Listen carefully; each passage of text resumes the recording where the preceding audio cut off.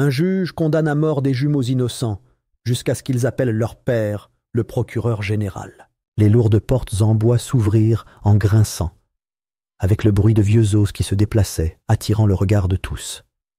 Damon et Desmond Kincaid, jumeaux identiques de 23 ans, furent conduits dans la salle d'audience sous la lumière blanche et crue des néons qui blanchissaient leur peau et leur âme. Les chaînes tintaient à chaque pas, des échos métalliques ricochant dans la galerie comme des coups de semonce lointains. Le bleu marine de leurs uniformes de prisonniers jurait avec l'air vicié et stérile de la salle d'audience, un lieu destiné à la justice, mais empestant quelque chose de bien plus putride. Les deux jeunes hommes marchaient, le dos droit, non pas par la confiance, mais par une fierté soigneusement préservée derrière des années d'endurance silencieuse. Leurs silhouettes fines et anguleuses trahissèrent le tribut déjà payé par l'incarcération, mais leurs yeux, perçants, réfléchis, de la même teinte de minuit, restaient alertes, attentifs, calculateurs. Ils ne parlaient pas, ne regardèrent pas autour d'eux, fixaient simplement droit devant eux, comme si moins les rendrait plus petits. Les halètements ne jaillirent pas vraiment, mais ils tremblèrent sous la surface, tandis qu'une vague sourde parcourait l'assistance. Les jumeaux Kincaid, les garçons de Fairgrove, accusés de meurtre, suspects d'un crime qui avait déchiré le voile de civilité de la ville. Leur présence aspirait l'air de la salle. Chaque observateur, juré, journaliste, officier, spectateur, le ressentait. Le poids de quelque chose de mal, de quelque chose d'enchevêtré et d'inachevé, drapant la salle d'audience comme une fumée invisible. Derrière le banc était assis l'honorable Gregory P. Alcott, un homme dont le visage avait commencé à s'affaisser avec le temps, mais dont le regard renfrogné n'avait fait que s'accentuer. Ses cheveux blancs clairsemés étaient soigneusement peignés sur un cuir chevelu taché de taches brunes, sa robe noire soigneusement repassée sur une silhouette durcie, non par la justice, mais par des années d'autorité incontestée. Il remonta ses lunettes sur l'arête de son nez et baissa les yeux d'un air dénué de curiosité, le genre de regard qu'on peut jeter sur une tâche non désirée. Alcott avait présidé plus de procès qu'il ne pouvait s'en souvenir. Il avait depuis longtemps fait la paix avec ses préjugés en les habillant de procédures et de précédents. Son marteau reposait telle une arme sur le bureau devant lui, une relique qu'il avait rarement besoin d'utiliser. La salle d'audience suivait son rythme muet. Les jumeaux étaient assis. Les chaînes cliquetèrent faiblement, tandis que l'huissier les guidait, la tension dans la salle étant si intense qu'elle pouvait se rompre. Damon gardait le menton relevé, la mâchoire serrée, son regard se portant brièvement vers le box des jurés. Desmond s'installa plus lentement, jetant un coup d'œil furtif à la table de l'accusation, où un homme en costume anthracite ajustait ses boutons de manchette avec une précision théâtrale. Raymond Livingston, procureur adjoint, se pencha en arrière avec l'assurance d'un homme qui considérait déjà le verdict comme une formalité. Sa peau luisait de l'éclat de sa suffisance, et son sourire n'atteignait jamais ses yeux. Les lumières de la salle d'audience scintillaient sur la bordure dorée de sa pince à cravate, un ornement subtil qui annonçait qu'il n'était pas seulement là pour gagner, mais pour s'élever. Les journalistes étaient assis côte à côte dans la galerie, leurs stylos se déplaçant comme des insectes sur leurs bloc-notes, leurs yeux oscillant entre le juge, l'accusé et les spectateurs. Leur présence n'était pas passive. Ils alimentèrent la tempête, la façonnaient, la nourrissaient comme du petit bois. Les caméras étaient interdites, mais leurs stylos travaillaient sans relâche pour capturer chaque soupir, chaque tic des lèvres des jumeaux, chaque micro-expression qui pouvait être vendue comme de la culpabilité ou de la défiance. Devant le palais de justice, l'histoire était déjà devenue un sujet de conversation nationale. Deux jeunes hommes noirs, des jumeaux rien de moins, pris dans un braquage raté qui avait coûté la vie à un employé de station-service et à un client. Les gros titres ne mentionnaient Pas le manque de clarté des images de surveillance, ni l'apparition soudaine et suspecte d'une arme que personne n'avait vue avant la police. Ils ne s'attardèrent pas sur les eurodatages manquants, ni sur le témoin qui avait changé sa version à 3 reprises, avant de rattraper le coup. C'était un spectacle, une pièce de théâtre moraliste se déroulant dans le froid théâtre du système judiciaire. Et tandis que le public se penchait, avide de performance, les jumeaux restèrent assis, figés dans le silence, l'œil serein d'une tempête naissante. Devant le tribunal, des manifestations avaient commencé quelques jours plus tôt.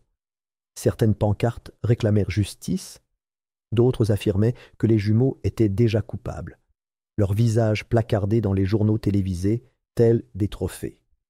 La ville était tendue, prise dans le collimateur d'une affaire qui présentait tous les ingrédients pour s'embraser. Origine ethnique, jeunesse, violence présumée et enjeux politiques omniprésents. Le maire avait publié un communiqué appelant au calme.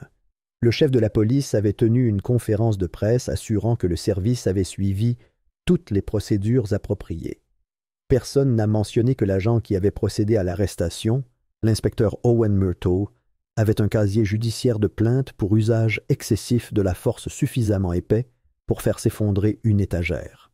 Personne n'a évoqué le fait que 2 semaines avant le début du procès, le témoin clé, un sans-abri ayant des antécédents de toxicomanie, avait mystérieusement disparu pendant 48 heures avant de réapparaître avec un souvenir soudain des événements qui correspondaient parfaitement aux besoins de l'accusation. Damon fixa le sol un long moment, les éraflures sur le linoléum se brouillant sous sa vision. Il ne savait pas quel détail le rendait le plus malade, le simple fait qu'il soit là, ou que le monde extérieur semble l'accepter si vite. Son esprit revit le visage de son père, puis les mains de sa mère, calleuses après de longues heures passées à nettoyer des maisons qui ne seraient jamais les siennes. Il ne les avait revus ni l'un ni l'autre depuis la misère en accusation. Leur avocat de famille avait dit que c'était mieux, leur avait conseillé de ne pas montrer d'émotion dans la salle d'audience, de rester propre, de rester neutre, comme si cela pouvait effacer ce qui se passait. Desmond se déplaça à côté de lui, effleurant l'épaule de son frère pour une brève et muette assurance. Ils avaient toujours été proches, proches comme le sont souvent des jumeaux, finissant les phrases de l'autre, connaissant les humeurs de l'autre avant même qu'elles ne soient prononcées. Dans leur enfance, ce lien avait été une source de force. En prison, il était devenu une bouée de sauvetage. Ils dormirent d'un œil ouvert, dos à dos, dans une cellule commune de la prison du comté, rêvant de liberté dans un endroit conçu pour la briser. Maintenant, ils étaient là, exposés comme des artefacts d'une scène de crime, dépouillés de leur nom et de leur identité. Juste les accusés. Juste les accusés. Juste des corps en combinaison. Et pourtant, sous leurs expressions figées et leurs postures disciplinées, quelque chose s'agitait encore. Pas exactement de l'espoir. L'espoir avait été volé à l'arrière d'une voiture de patrouille des semaines auparavant, mais quelque chose de plus difficile à éteindre. Une lueur de défi. Un refus silencieux d'être effacé. Le juge Alcott s'éclaircit la gorge, et le murmure dans la salle cessa instantanément. Il parle, avec la cadence lente d'un homme habitué à être obéi, la voix rauque et monocorde. Il rappela les règles de bienséance à la salle d'audience, s'adressa au jury avec les instructions habituelles, puis fit un signe de tête pour que les plaidoiries puissent commencer. Le procureur se leva avec une aisance théâtrale, ses mots teintés de précision, comme s'il avait déjà été répété pour les gros titres qu'ils deviendraient plus tard. Mais aucun d'eux ne savait, ni Livingston avec sa suffisance manucurée, ni Alcott avec sa fausse neutralité, ni l'huissier, raide comme un i, la main près de son étui, ni même les jumeaux eux-mêmes. Il y a 2 semaines, dans un bureau faiblement éclairé du ministère de la Justice, une enveloppe scellée avait changé de main. Son contenu n'avait pas été lu à voix haute, pas documenté, pas encore transformé en arme. À l'intérieur se trouvait une seule page, un extrait d'une base de données restreinte, noms entourés, dates griffonnées, coordonnées enregistrées, un document qui n'aurait jamais dû exister. Au centre, l'inspecteur Owen Murtaugh. Et sous son nom, une série de numéros d'affaires, toutes impliquant de jeunes hommes de couleur, toutes étrangement peu nombreuses en preuve, toutes traitées par le même juge. Une copie de cette enveloppe se trouvait désormais dans un casier en lieu sûr, déposé là par un agent fédéral à la retraite dont la conscience commençait à se réveiller après des années de sommeil. L'enveloppe était passée entre 3 mains avant d'atteindre son emplacement provisoire, et le dernier à l'avoir touché, l'ancien officier du renseignement naval Monroe Shaw, n'avait pas signé la chaîne de possession, volontairement. Son téléphone avait depuis été débranché, sa maison avait été abandonnée. Pendant ce temps, la cour fonctionnait comme une machine inconsciente de son propre dysfonctionnement imminent. Tous les yeux étaient rivés sur les jumeaux, tous les cœurs divisés, toutes les vérités enfouies. Mais le temps avait déjà commencé à corrompre le mensonge. Et bientôt, il allait ressurgir. 2 semaines plus tôt, au-delà de l'opulence du domaine du gouverneur, au-delà des grilles en fer forgées et des arcades de pierre recouvertes de lierre, une conspiration silencieuse commençait à prendre forme sous la faible lueur des lustres anciens. Le domaine, vestige d'une ancienne richesse et d'une influence discrète, se dressait à l'orée de Briarwood Heights, où les haies étaient taillées avec autant de précision que les mensonges des hommes qui arpentèrent ces couloirs. L'air était chargé de fumée de cigares, et l'odeur du bœuf maturé flottait encore dans les coins de la salle à manger, où 3 hommes s'étaient réunis non pas pour dîner, mais pour décider. Le juge Gregory P. Alcott était assis, le dos raide, un verre de scotch à la main, son regard naviguant entre les lourds rideaux de velours et les ombres qu'il projetait. Le sénateur Elias Trammell, vêtu de son costume crème et de sa cravate bolo argentée emblématique, était confortablement adossé au bord du chariot-bar, un ricanement naissant sur son visage maculé de soleil. Face à eux, le commissaire Braxton Cade, de la police d'État, roulait un cigare cubain entre ses doigts avant de l'allumer, le bout brillant comme un charbon, tandis qu'il exhalait un lent filet de fumée qui montait en volute vers le lustre. Trammell rompit le silence d'un ricanement, d'une voix basse et rauque. « 2 garçons noirs d'East Fulton. Personne ne va faire de bêtises s'ils grillent. » Il le dit sans hésitation. Il le dit comme un homme récite une vérité qu'il croit que le monde ne se donnera jamais la peine de remettre en question. Cade ne répondit pas tout de suite. Il se versa 2 autres doigts de scotch et fixa la glace qui se brisait dans le verre. Mais lorsqu'il parla enfin, sa voix était mesurée, menaçante. Il y a du bruit.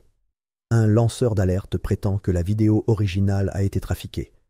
On raconte que le bureau du procureur général fouine.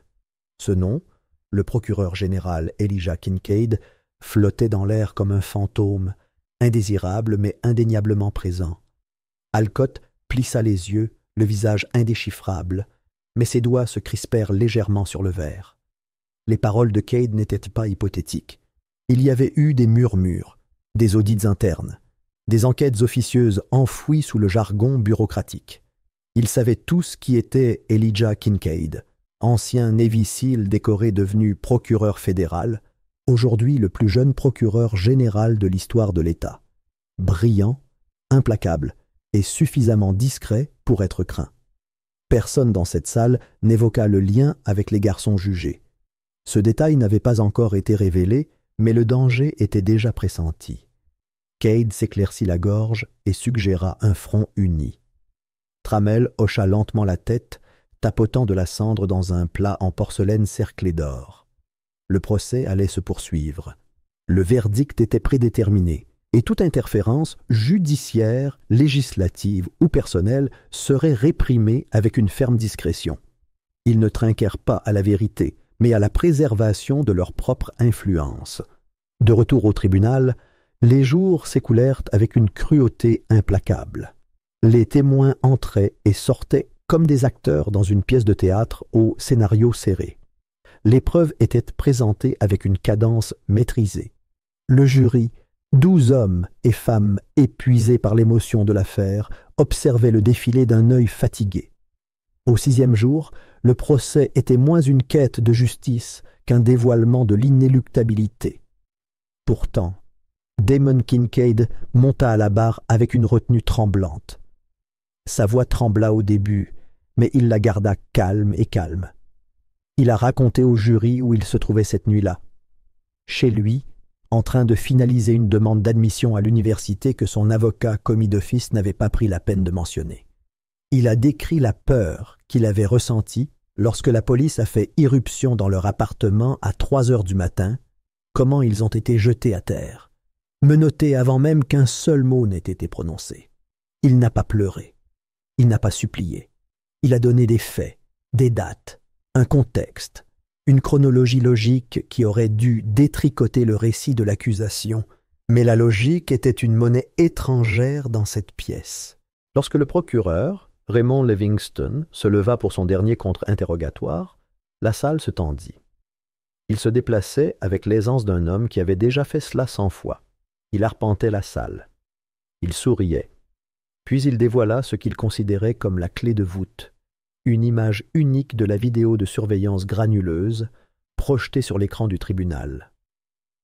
L'image était déformée, faiblement éclairée, mais Livingston affirmait qu'elle montrait Damon tenant une arme près du commis de la station-service. La salle se figea. L'image vacilla 1 seconde de trop.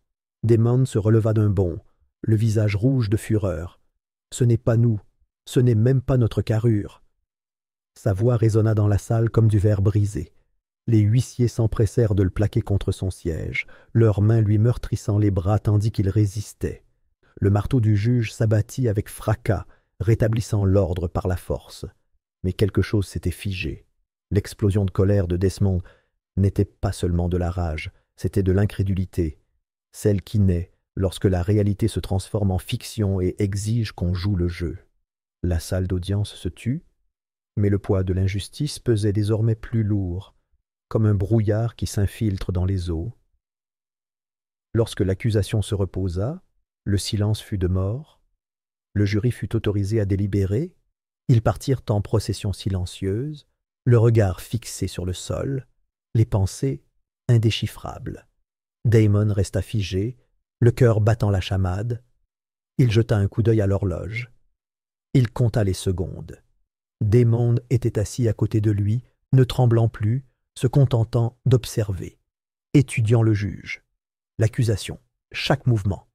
Ce que les jumeaux ignoraient, c'est que dans le cabinet du juge, un discours était déjà en cours de finalisation. Le juge Alcott était assis à son bureau, dictant les dernières lignes à son greffier, apportant des modifications subtiles avec la précision désinvolte d'un homme choisissant les mots d'un communiqué de presse.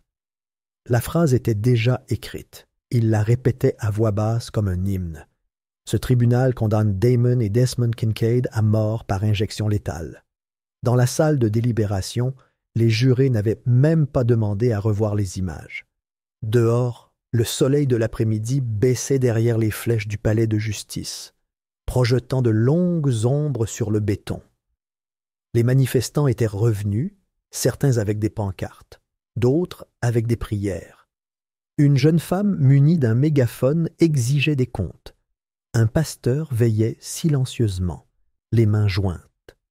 Pourtant, rien n'atteignit l'épaisse vitre de la salle d'audience où le destin se dessinait déjà. La porte s'ouvrit, le jury revint. Le président, un homme d'âge moyen dont le col de chemise était noirci par la sueur, se tenait debout, l'enveloppe serrée à 2 mains. Le juge posa la question. La réponse tomba comme un coup de marteau. Coupable. Un son s'échappa de la galerie. Pas un cri, pas un hurlement. Juste le genre de halètement brut que l'on pousse lorsqu'on est témoin de quelque chose d'irréversible. Le juge Alcott n'hésita pas. D'une voix sèche et impassible, il prononça la sentence. Ce tribunal condamne Damon et Desmond Kincaid à mort par injection létale. Desmond se tourna vers son frère, les yeux écarquillés mais creux. Un murmure passa entre eux. « Appelle-le, tout de suite. » Les mains de Damon tremblaient lorsqu'il fouilla dans la poche intérieure de son uniforme. Une carte plastifiée plaquée contre ses côtes. Contact d'urgence. Une allocation accordée à la dernière minute sous couvert de compassion. Mais elle était restée là pendant des semaines, intacte, jusqu'à maintenant. 15 minutes plus tard, devant le palais de justice, Le crissement des pneus fit voler en éclats le bourdonnement ambiant. Un SUV noir de jet s'immobilisa dans l'allée circulaire, le moteur ronronnant comme un souffle retenu. La portière arrière s'ouvrit avec un calme définitif. Un homme grand en sortit, les tempes argentées, la peau d'une teinte terre d'ombre profonde qui scintillait faiblement au soleil. Son costume anthracite moulait parfaitement une silhouette sculptée par des années de discipline. Sa démarche était posée, sans précipitation, chaque pas résonnant comme une menace. Les spectateurs se retournèrent. Certains le reconnurent. La plupart, non.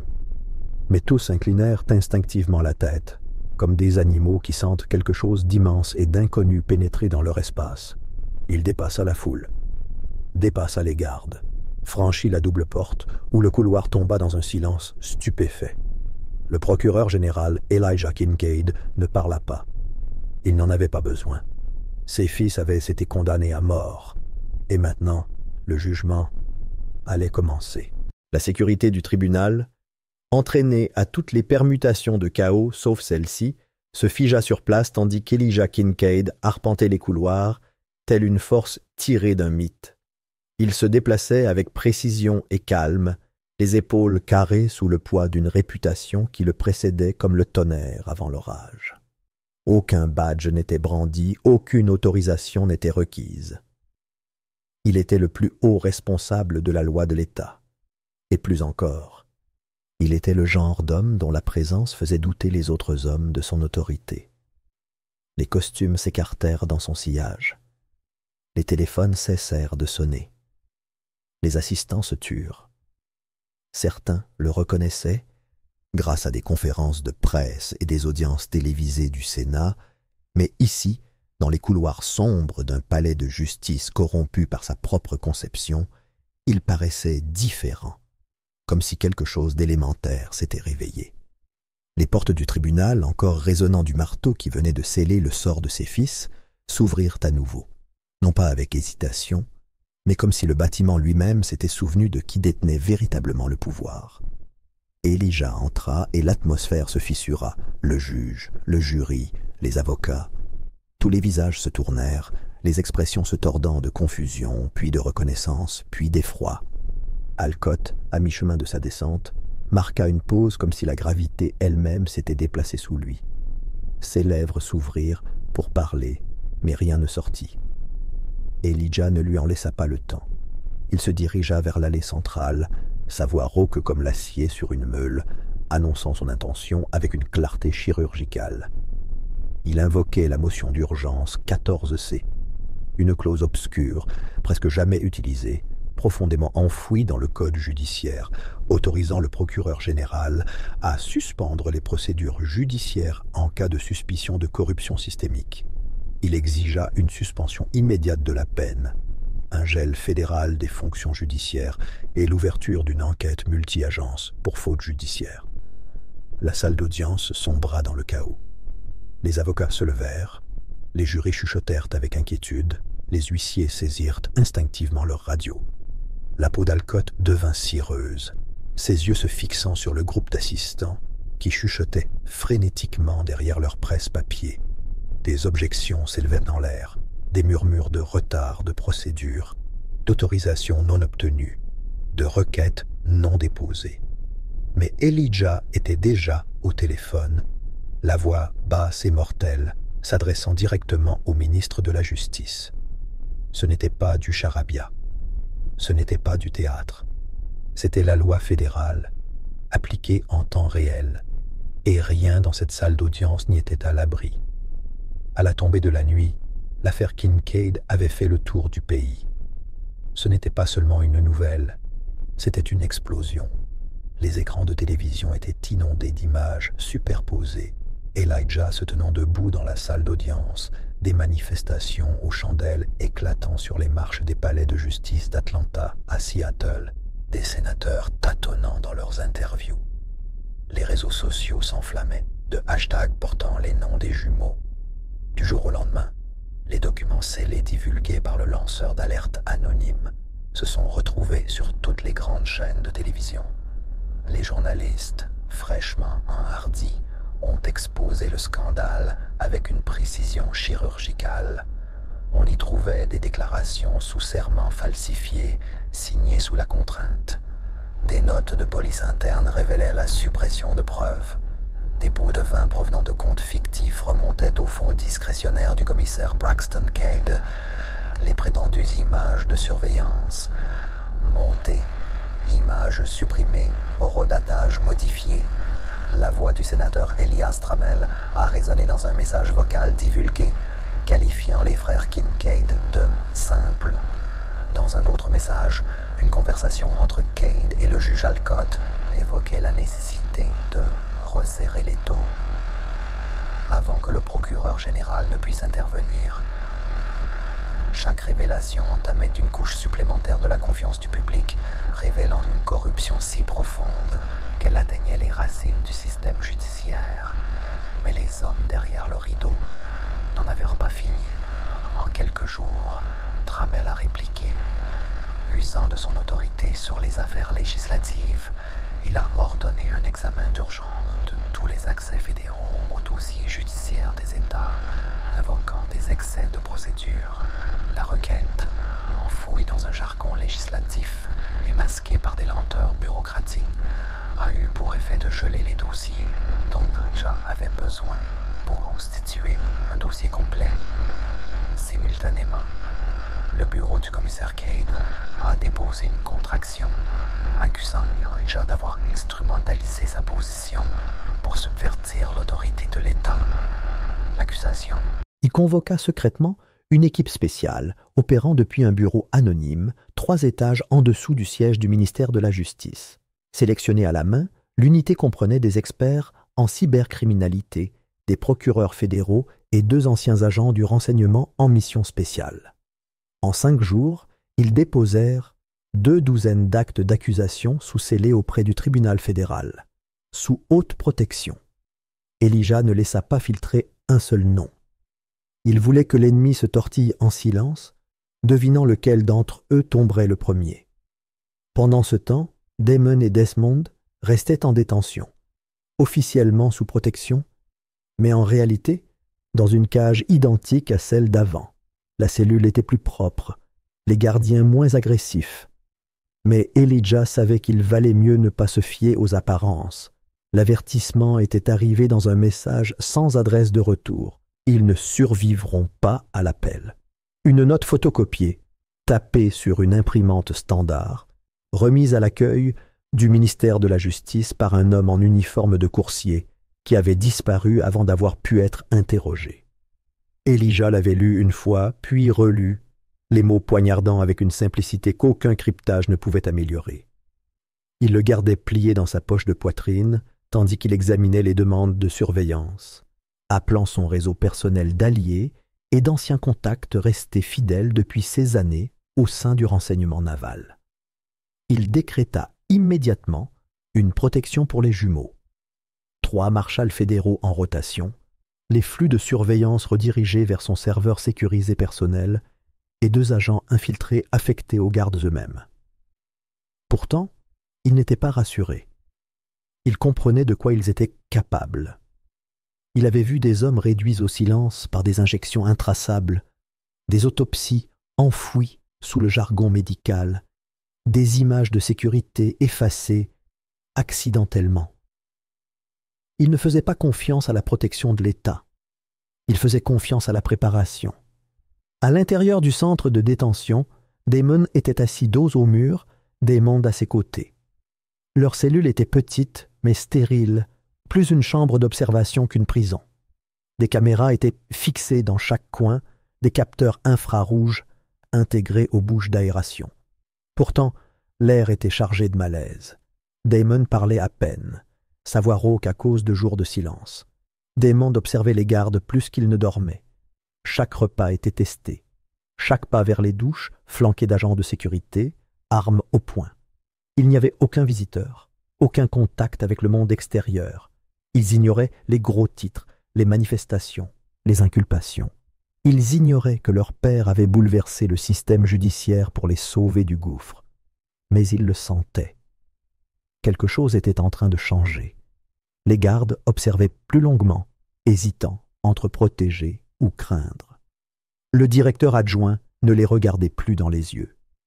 Une nuit, pendant l'extinction des feux, une voix étouffée venant du couloir voisin murmura leur nom.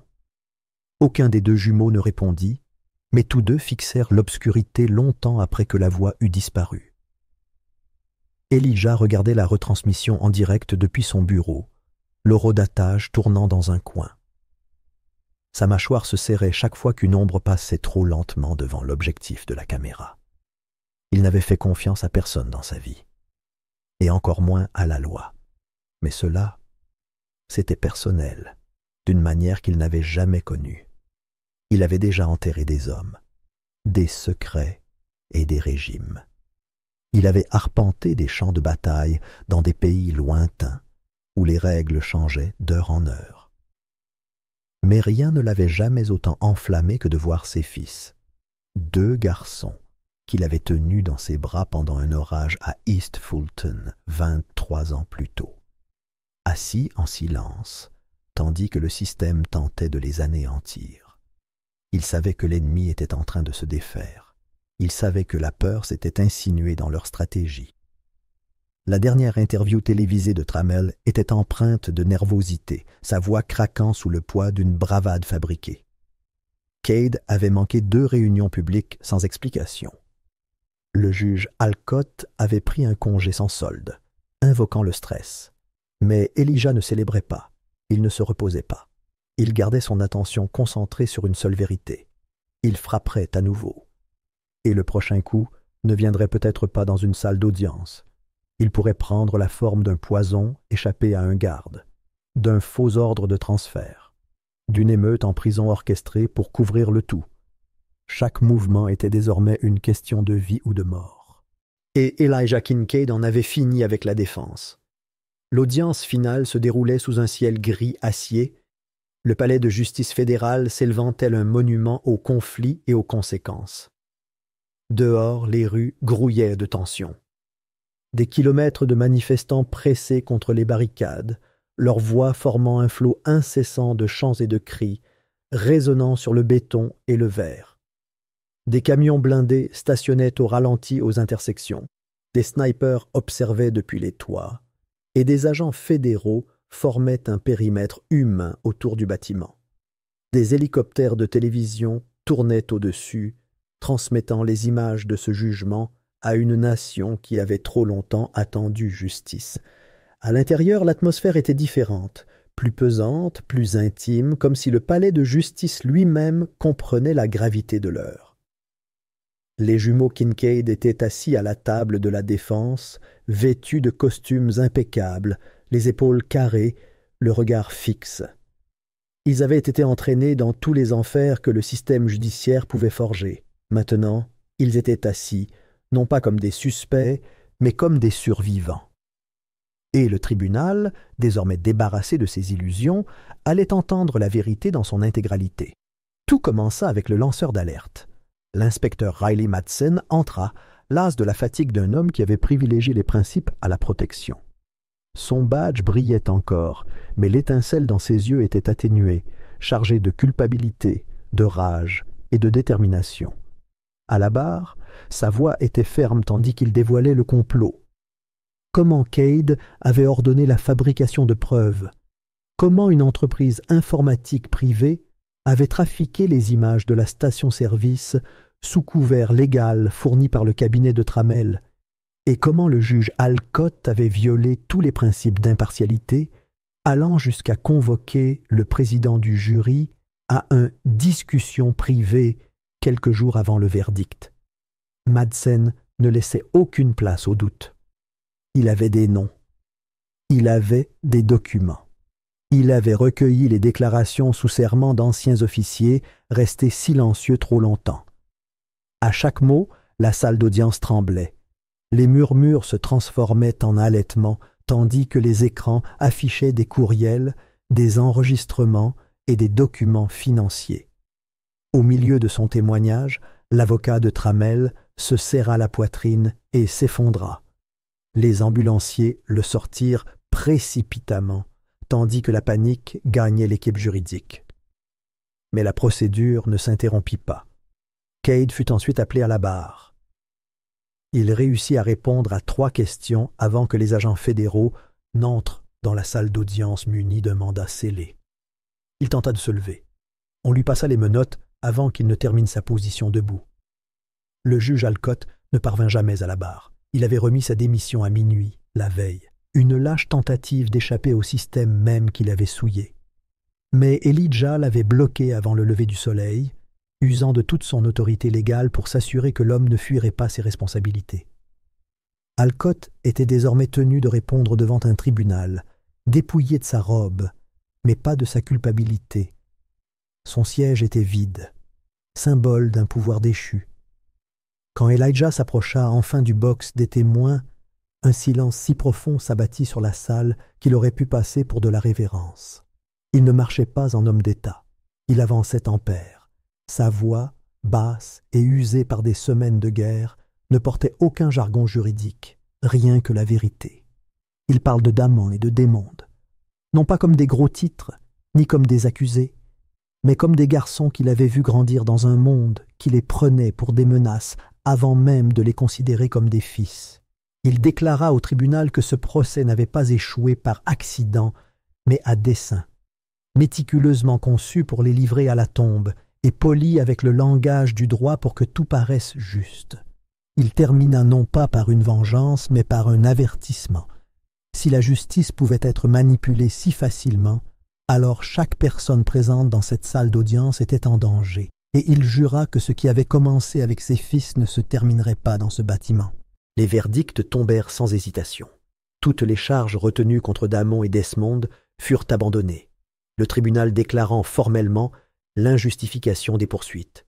Cade, Trammell, Alcott et 8 autres furent condamnés à une peine de prison fédérale, le poids de leurs crimes s'alourdissant en temps réel.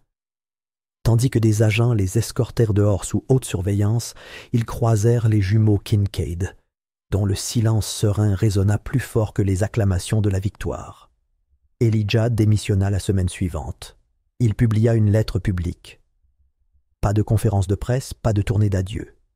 Il écrivit que le système n'était pas brisé, car ce qui était brisé pouvait être réparé. Non, il avait été construit ainsi, et maintenant, dépouillé de son titre et de sa position, il passerait le reste de sa vie à le démolir brique par brique. Lorsque Damon et Desmond apparurent au soleil, libres pour la première fois depuis plus d'1 an, les flashs explosèrent et les questions fusèrent comme des éclats d'obus. La voix d'un journaliste perça le vacarme, demandant ce qui les avait poussés à tenir face à tant de haine et à tant de pertes. Desmondes jeta un coup d'œil à son frère, puis à la foule, esquissant un léger sourire avant de répondre. Il nous disait toujours, « Si le système essaie de vous enterrer, assurez-vous de vous lever assez fort pour secouer la poussière. » Et ils l'ont fait.